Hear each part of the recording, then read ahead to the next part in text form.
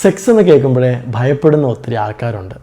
Sexual relationship, അത്തരം സാധ്യതകൾ, അവസരങ്ങൾ, ഇമാജിനേഷൻസ് ഒക്കെ വരുമ്പോൾ വലിയൊരു ഭയം മനസ്സിലേക്ക് നിറയുകയാണ്, ഒരു ഫോബിയ പോലെ.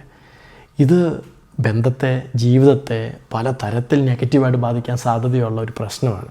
ഇതിൻ്റെ ബുദ്ധിമുട്ട് ഇത് ആരോടും പറയാനും പറ്റില്ല. കാരണം ഒരു വിവാഹത്തിനൊക്കെ വീട്ടുകാർ ആലോചിക്കുമ്പോഴായിരിക്കും എനിക്ക് താല്പര്യമില്ല, വിവാഹം വേണ്ടെന്ന് പറയുന്നത്. അല്ലെങ്കിൽ ഒരു ഫ്രണ്ട്ഷിപ്പിലേക്കൊക്കെ വരുമ്പോൾ അത് കുറച്ചുകൂടി ഡീപ്പായി ഒരു സെക്ഷുവൽ ഒരു ഇൻറ്റിമസിയിലേക്കൊക്കെ വരുമ്പോഴായിരിക്കും അതൊന്ന് ഒഴിഞ്ഞു മാറുന്നത്. അല്ലെങ്കിൽ ചിലപ്പം ഓപ്പോസിറ്റ് ജെൻഡറായിരിക്കുന്ന ആൾക്കാരോട് ഇടപെടാനുള്ള ബുദ്ധിമുട്ട്. ഇങ്ങനെ പല തരത്തിൽ ഇത് നമ്മളെ ജീവിതത്തെ ബാധിക്കാറുണ്ട്. ഇത് ചില സമയത്ത് അതൊരു കണ്ടിന്യൂസായ ഒരു പ്രീഒക്കുപ്പൈഡ് തോട്ട് തന്നെയായിരിക്കും. നമുക്കിങ്ങനെ എനിക്കങ്ങനെ പറ്റുന്നില്ല, നമ്മുടെ സെൽഫ് എസ്റ്റീമിനെ ബാധിക്കാം. കാരണം നമ്മുടെ സെക്ഷുവാലിറ്റിയൊക്കെ നമ്മുടെ സെൽഫ് എസ്റ്റീമിൽ വളരെ ഇമ്പോർട്ടൻ്റായ കാര്യമാണ്, നമ്മുടെ പേഴ്സണാലിറ്റിയിൽ വളരെ ഇമ്പോർട്ടൻ്റായ കാര്യമാണ്. അപ്പോൾ ഇങ്ങനെ ഇത്തരം ചിന്തകൾ നമ്മുടെ പേഴ്സണാലിറ്റീനെ, നമ്മുടെ സെൽഫ് എസ്റ്റീമിനെ, റിലേഷൻഷിപ്പിനെ, മനസ്സമാധാനത്തെ, വിവാഹത്തെ, ഇങ്ങനെ പലതിനെയും ബാധിക്കാൻ സാധ്യതയുള്ള ഒരു പ്രശ്നമാണ്.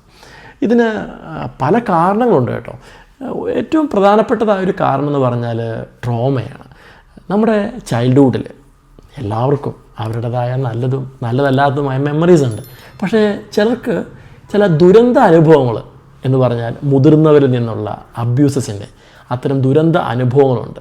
ആ ഒരു ദുരന്ത അനുഭവം എന്ന് പറയുന്നത് ആ അബ്യൂസ് ചെയ്ത ആൾക്ക് ചിലപ്പോൾ അത് മനസ്സിലായിട്ടുണ്ടാവില്ല, അവരത് കഴിഞ്ഞ് പോയിട്ടുണ്ടാവും. പക്ഷേ ആ കുട്ടിയിൽ അത് ഒരുപാട് നെഗറ്റീവായ ചില ഇമോഷൻസ്, ഭയം, ടെൻഷൻ, ഇതുപോലെ ഒരു തോന്നുന്ന ആ ഒരു അൺപ്ലസൻറ്റ് ഫീലിംഗ് കുറച്ചുകൂടി കഴിയുമ്പോൾ അത് ട്രോമയായിട്ട് ആ ഒരു നെഗറ്റീവ് ഇമോഷൻ ഡെവലപ്പ് ആവും.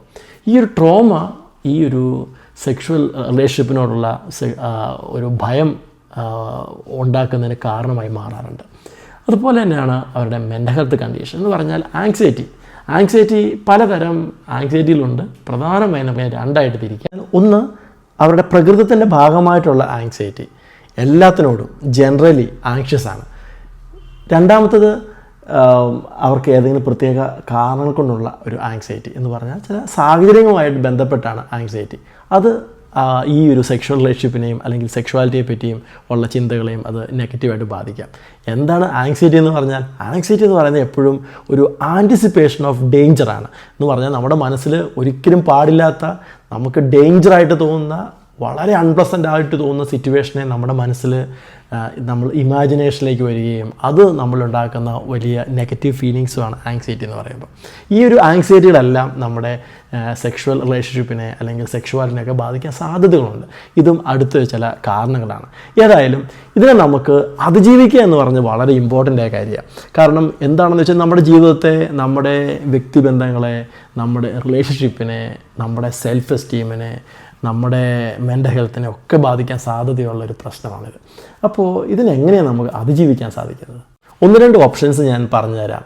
അതിൽ ഒന്നാമത് നമ്മൾ അറിഞ്ഞിരിക്കേണ്ട കാര്യം, ഏത് തരം ഭയവും ആയിക്കോട്ടെ, ഭയപ്പെടുന്ന കാര്യത്തിൽ നിന്ന് നമ്മൾ എസ്കേപ്പ് അടിച്ചാൽ ഒരു കാരണവശാലും ഭയത്തെ നമുക്ക് ഓവർകം ചെയ്യാൻ പറ്റില്ല. എന്ന് പറഞ്ഞാൽ നിങ്ങളിപ്പോൾ റിലേഷൻഷിപ്പ് നിങ്ങൾക്ക് ഭയമാണെങ്കിൽ, നിങ്ങളൊരു പാർട്ണറുണ്ട്, അവരോട് ഒന്നിച്ച് റിലേഷൻഷിപ്പ് ഭയമാണ്, അതുകൊണ്ട് നിങ്ങൾ റിലേഷൻഷിപ്പ് അവോയ്ഡ് ചെയ്തുകൊണ്ടേ ഇരുന്നു കഴിഞ്ഞാൽ തീർച്ചയായിട്ടും ആ ഭയത്തെ അതിജീവിക്കാൻ പറ്റില്ല. അതുകൊണ്ട് നിങ്ങളെ തന്നെ ഒന്ന് പുഷ് ചെയ്യാൻ, അല്ലെങ്കിൽ അതിനോട് നിങ്ങൾ തന്നെ ഒന്നുകൂടി ഒന്ന് ഇനീഷ്യേറ്റീവ് എടുത്ത് അത്തരം സാഹചര്യങ്ങൾ കൂടുതൽ എൻഗേജ് ആകാൻ വേണ്ടി സാധിച്ചു കഴിഞ്ഞാൽ അതിൻ്റെ ഒരു തീവ്രത ചിലപ്പോൾ കുറഞ്ഞേക്കാം. ഇനി അത് നിങ്ങളെക്കൊണ്ട് കൈകാര്യം ചെയ്യാൻ പറ്റുന്നതിലും അപ്പുറത്താണ് അത് നിങ്ങളെ ബാധിക്കുന്നതെങ്കിൽ തീർച്ചയായും നിങ്ങളൊരു ക്ലിനിക്കൽ സൈക്കോളജിസ്റ്റിനെ കാണണം. ക്ലിനിക്കൽ സൈക്കോളജിസ്റ്റ് എന്താ ചെയ്യുക, എന്തുകൊണ്ടാണ്, എന്ത് തരം പ്രശ്നമാണ് ഇതിൻ്റെ പിന്നിലെന്ന് അവർ കണ്ടെത്തും. ആ ഒരു കണ്ടെത്തൽ നല്ല പരിഹാരങ്ങൾ ഉണ്ടാക്കി തരും. ഒരുപാട് നല്ല തെറാപ്യൂട്ടിക് അപ്രോച്ചസ് ഉണ്ട്, വളരെ ഹെൽപ്ഫുള്ളായിരിക്കും. മൂന്നാമത് നമ്മളെ സഹായിക്കാൻ വരുന്ന ഒരാളാണ് സെക്സോളജിസ്റ്റിന് നമുക്ക് നമ്മുടെ സെക്ഷുവാലിറ്റിയിൽ ഇമ്പ്രൂവ് ചെയ്യാൻ വേണ്ടി ഒരുപാട് നല്ല മെത്തേഡ്സ് പറഞ്ഞുതരാൻ പറ്റും. അത് പർട്ടിക്കുലറായിട്ട് ഏത് തരത്തിലുള്ള അവർ കുറച്ചും കൂടെ സ്പെഷ്യലൈസ്ഡ് ആണ് സെക്ഷുവാലിറ്റിയിൽ, അവർക്ക് നമ്മളെ നന്നായിട്ട് ഹെൽപ്പ് ചെയ്യാൻ വേണ്ടി പറ്റും. ഏതായാലും ഒരു കാര്യം ഞാൻ പറയാം, ഇത് നന്നായിട്ട് അതിജീവിക്കാൻ പറ്റുന്ന പ്രശ്നമാണ്. പൊതുവെ പലരും ഇത് അവർ തന്നെ ഒതുക്കി വെക്കലാണ് പതിവ്. എന്ന് പറഞ്ഞാൽ ഇതൊരു വളരെ രഹസ്യമായിട്ട് കരുതി, ഇത് ആൾക്കാരോട് പറയാൻ നാണക്കേടായിട്ട്, അല്ലെങ്കിൽ അതിനെ അവരുടെ ഒരു ഇമേജിൻ്റെയൊക്കെ ഭാഗമായിട്ട് കണ്ട് ഇതിനെങ്ങനെയെങ്കിലൊക്കെ ഒതുക്കി ഒരു സൈഡിൽ കൂടെ കൊണ്ടുപോയി എങ്ങനെയെങ്കിലൊക്കെ ജീവിച്ചു പോകലാണ് ചെയ്യുന്നത്. പക്ഷേ അങ്ങനെ ചെയ്തിട്ട് കാര്യമില്ല. നല്ല നിലയിൽ പരിഹരിക്കാൻ പറ്റുന്നൊരു പ്രശ്നത്തെ നമ്മളിങ്ങനെ ഉന്തി തള്ളിക്കൊണ്ടുപോയിട്ട് ആവശ്യമില്ലല്ലോ. അതുകൊണ്ട് ഇത്തരം പ്രശ്നങ്ങൾ നിങ്ങളെ ബുദ്ധിമുട്ടിക്കുന്നുണ്ടെങ്കിൽ തീർച്ചയായിട്ടും അത് പരിഹരിക്കുന്നതിന് നിങ്ങൾ മുൻകൈ എടുക്കണം. ഇത് നമ്മൾ സപ്രസ് ചെയ്യലോ മറച്ചു വെക്കലോ ഒന്നുമല്ല. ഇത് വളരെ പ്രധാനപ്പെട്ട കാര്യമാണ്. നമ്മുടെ ജീവിതത്തിന് ഒരുപാട് നല്ല കുറേ നിമിഷങ്ങൾ സമ്മാനിക്കുന്ന ഒരു അവസരമായിരിക്കും ഇതിനുള്ള പരിഹാരം. ഇനി ഈ ഒരു വീഡിയോ കണ്ടപ്പോൾ നിങ്ങൾക്ക് തോന്നുകയാണ് നിങ്ങളുടെ പാർട്ട്ണർക്ക് ഇങ്ങനെയൊരു പ്രശ്നമുണ്ടെന്ന്. അങ്ങനെയുണ്ടെങ്കിൽ അവരെ ഒറ്റപ്പെടുത്തലോ കുറ്റപ്പെടുത്തലോ ഒന്നുമല്ല പരിഹാരം, അവരെ സഹായിക്കലാണ് അതിൻ്റെ പരിഹാരം. വളരെ എമ്പതിയോടെ സഹിഷ്ണുതയോടെ സഹായിച്ചു കഴിഞ്ഞാൽ ഇതിൽ നിന്നും 100% നമുക്ക് അവരെ തിരിച്ചു കൊണ്ടുവരാൻ വേണ്ടി സാധിക്കും. അതിനുള്ള ഒരു നല്ല മനസ്സ് വേണം. ഓക്കെ, ഇത് വളരെ പ്രധാനപ്പെട്ട കാര്യമാണ്. ഇത് ഒരു കാര്യം നിങ്ങൾ ഓർക്കുക, ഇത് നിങ്ങളെ മാത്രം ബാധിച്ചിരിക്കുന്ന ഒരു പ്രശ്നമല്ല. ഒരുപാട് പേര് ഇത്തരം ബുദ്ധിമുട്ട് അനുഭവിക്കുന്നവരുണ്ട്.